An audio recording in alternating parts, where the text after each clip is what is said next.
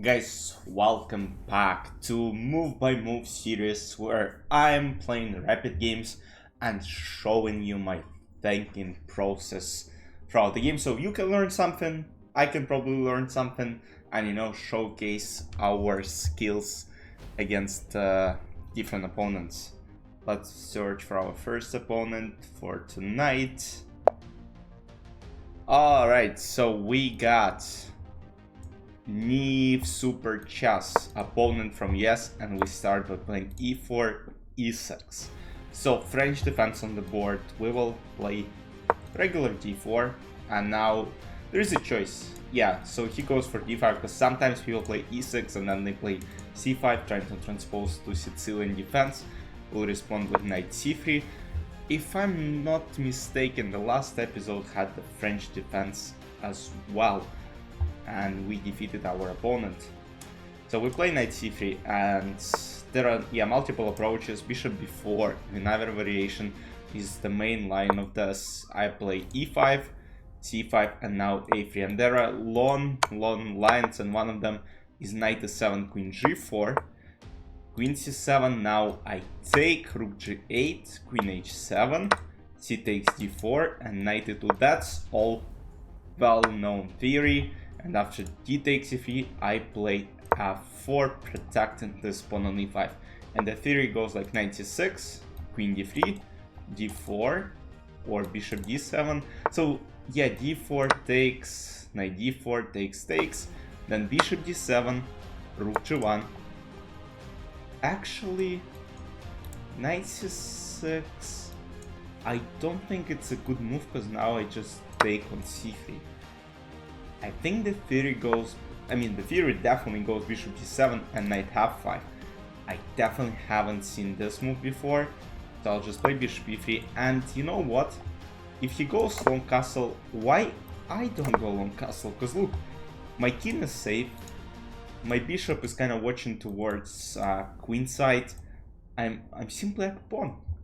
So yeah, all I gotta do here is protect this pawn. Or what? Oh, he's offering me a draw. But guys, I have a very bad news for this guy. He is not going to make a draw in the following position, because I think I should be just completely winning. I'll play rook d6. You know this move looks active, so he plays this line. And you know what, the more I'm thinking right now, the more I'm like, I want to go for bishop e2 and the rook g2, bishop f3. Let's just calculate it for a sec. And now the problem is, if rook goes back somewhere, there is very strong rook d1, and it might be not the greatest idea I've had, but it just looks super annoying and powerful. So bishop e2, if rook g2, bishop f3, and then I'm saying, alright man, I'm going rook d1, and there are huge problems along these diagonals.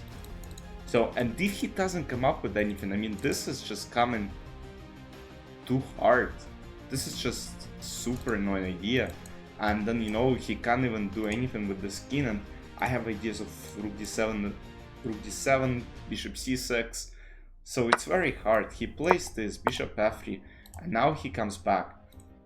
And now it feels like after rook d1, it's just, I don't think it's playable. Like, he's just tight to protecting this knight on c6, and it's just very tough. Because, it just pinned, and I can start pushing this pawn at some point, and, just very annoying. Bishop c6 is, at some point, might become very annoying. Maybe a4, a5, try to shake the queen side even more. Because, I want to avoid any counterplay he might have, but the problem is he doesn't even have any counterplay. I'm just, pressing him. I'm just destroying this guy. So, and you know what my queen d3 looks very annoying. Queen d3 next move, and or queen d2. Is there something he can't do? Let's just calculate for a sec. if I play queen d2, bishop c8 I don't think is playable, because bishop c6, queen c6, and rook d8. I'm just up, and if queen d8, bishop... No, I think this is just over, if I'm not mistaken. Maybe queen d3 is a better choice, because then if king goes to c8, I have this queen a6, king b7, takes this.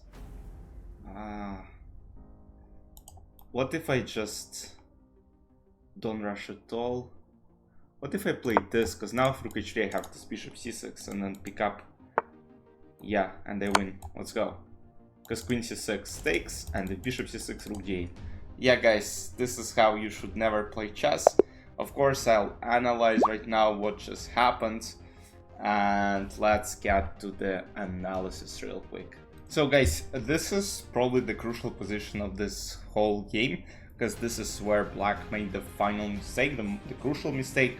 So as I was discussing during the game, the idea here for black, so I have played so many games in this line, so and what is usually happening is bishop d7, then rook g1, knight f5, queen f2, and now queen c6, guys. It looks weird, and after bishop d3, guess what, black to queen d5. That's the best computer line, and so on my level, a lot of masters are playing this line, and what happens is the best move according to computer, not the best one, because computer says some absolutely insane rook b1, which is not played by any person.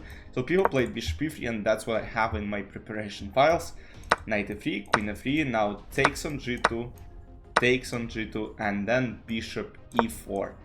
And basically black have a choice here. They can play queen d2, kind of sacrificing back, but they are down a pawn in this position. So usually what people do is they're playing queen h2, picking up pawn on h2, and now castle. And what's being threatened is rook h1. And if bishop c6 is played, let me pull up my file. What do I have here? Knight f3, rook g2, bishop e4, castle, bishop c6.